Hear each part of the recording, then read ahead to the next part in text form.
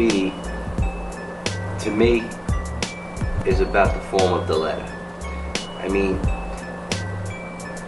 the letters are everything. Le tag, c'est de l'écriture au trait. Et le graphe, c'est des lettres contournées. La lettre, dans le cas du graphe, prend du volume, de l'épaisseur, ce qui suppose de la dessiner. Comme pour les alphabets conventionnels, dans le graffiti, chaque lettre se construit. Et le jeu du writing, c'est de partir de lettrages classiques et de les personnaliser en faisant évoluer leur construction. Soit le style reste le plus lisible possible et se concentre sur le tracé de la lettre, c'est le cas par exemple des block letters, soit l'exercice est de dynamiser la forme des lettres, quitte à en compliquer sa lecture. Ce genre de lettrage est généralement appelé le wild style. Et dessiner des lettres machin en graffiti, c'est un style de lettres, un style de calligraphie qui n'a jamais eu d'égal dans le monde jusqu'à présent. Et c'est uniquement en faisant des graffitis et en cartonnant en graffiti que tu peux commencer à comprendre les fioritures du style et tous les styles qui se sont développés en Amérique, en France, partout, en Hollande, en Angleterre. Le graffiti s'est développé partout où il a pu. D'abord sur des espaces illégaux, et notamment sur les murs des quais de Seine et dans la rue, mais il s'est aussi emparé de nombreux lieux abandonnés, les terrains vagues, où les graffeurs pouvaient se rencontrer et prendre le temps de développer leur technique et leur style sans être trop inquiétés par la police. Les quais, ça commençait à être grillé parce qu'ils recommençaient à repeindre de plus en plus. Ils commençaient à mettre des produits spéciaux pour pas que la peinture n'adhère. Le pont du Carrousel, en fait, il donnait sur le Louvre et au-dessus, il y avait le chantier de la pyramide du Louvre. Donc, un bonheur, tu vois, des palissades partout. Mais bon, c'était pas vraiment légal, tu vois. Et il y avait les BBC qui peignaient, il y avait des graphes, un graphe de Scipion comme un serpent qui partait dans tous les sens. Il y avait le aérosol art de bandeau en chrome et noir qui tuait sur le devant de la palissade. Et sur le côté, juste sur le côté gauche, il y avait un graphe de mode tout qui était contour rouge avec des verts, vert turquoise, vert d'eau et qui tuait aussi avec, si je me souviens bien, à la place du haut, il y avait une teutée, un peu de perso chelou, mais c'était, ouais, pour l'époque, ça cartonnait. Et voilà, tu vois, moi ça m'a mis des vibes et si je peux encore, c'est peut-être à cause de mecs comme eux, voilà.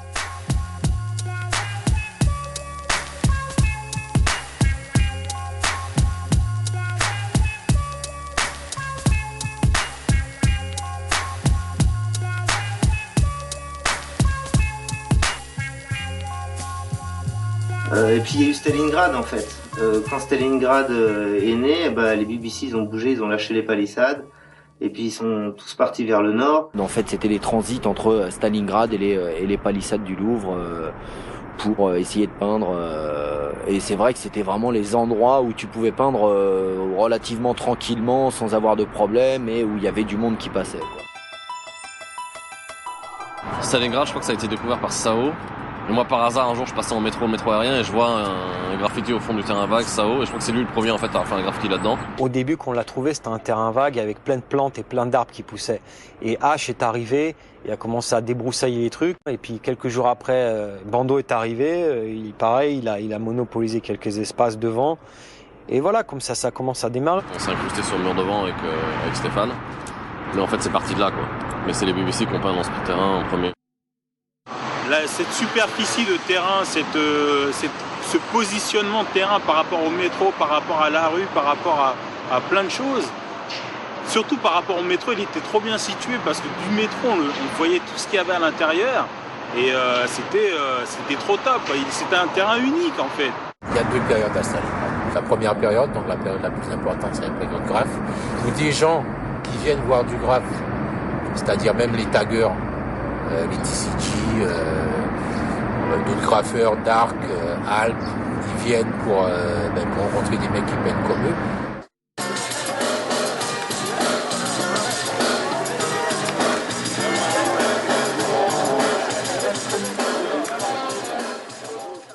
Il y a des mecs qui viennent pour breaker, donc il y a l'unification du hip-hop qui se renforce parce qu'il y a plus d'endroits pour aller breaker.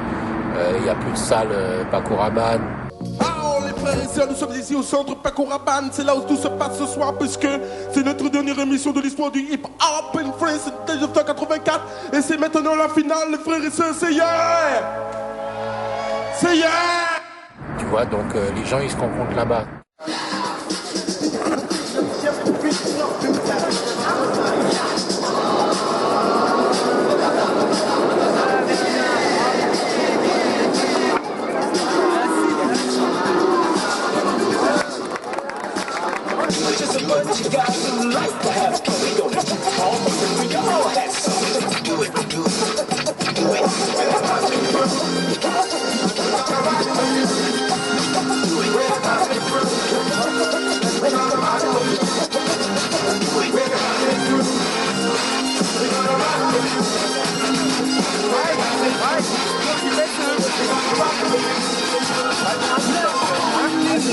bust the cheese. My talent on the mic to make you. Let's do it.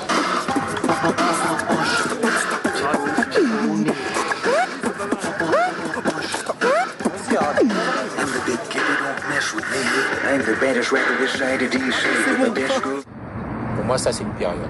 La deuxième période, c'est la période où il y a beaucoup de gens qui ont commencé à venir pour voir les graves et pour aussi dépouiller des gens. Voilà, deux périodes distinctes. Mais en fait, il y a eu 40 000 embrouilles de mecs qui voulaient venir au terrain peindre, ci et ça, ils se sont fait salader, voler les bombes, les Allemands qui voulaient venir qui se sont fait plumer d'air et que ça n'arrêtait pas toute la journée. À l'époque, il y avait un certain service d'ordre dans le terrain vague et qui permettait pas à tout le monde de peindre là où il voulait, quand il voulait, quoi. Nous, on a toujours continué à venir, à peindre parce que cet endroit, pour nous, ça nous appartenait. Tous les graffeurs avant.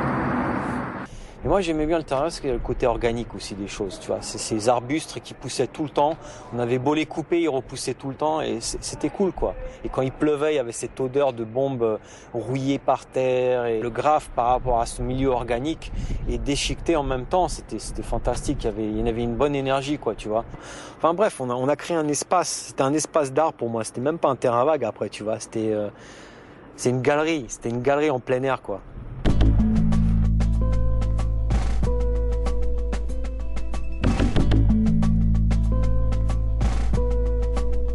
En 1986, Henri Chalfant vient à Paris. Ce photographe américain est l'auteur avec Martha Cooper de Subway Art, un livre sur les graffitis du métro new-yorkais et producteur du film Style Wars. Deux références importantes pour les writers du monde entier. Il vient en Europe faire un livre sur le graffiti à travers le monde et va écrire dans Spray Can Art les premières pages de l'histoire du graffiti français. In Paris, I'd heard from writers, and there was a whole graffiti scene there. And so I went there because I was working with Jim Prigoff on the spray can art. So, and through Bando, I got in touch with, Ski and Jackie and those guys, and Lokis. Et il m'a appelé, parce que je le connaissais d'il y a super longtemps, et il voulait venir à Paris parce qu'il faisait un livre mondial sur les graffitis, donc j'ai prévenu tout le monde qui venait pour faire l'un. Donc tout le monde a préparé des murs pour son arrivée. What was interesting about Paris is that while they got their base from New York graffiti, they immediately transformed it into some, difference, something original of their own. More than New York, they got into kind of an art school style, like they had. Mm-hmm. They had their technique was at a higher level, more accomplished than New York style at the time, which was sort of more energetic maybe. The color sense was all different, and the rhythm of the line of the painting was different, and the characters were very different. It was already influenced by Japanese comic characters, space characters like that, which had not yet been seen in New York. And then somebody like Lokis was a wonderful abstract artist, really. Very, pattern design, really nice stuff.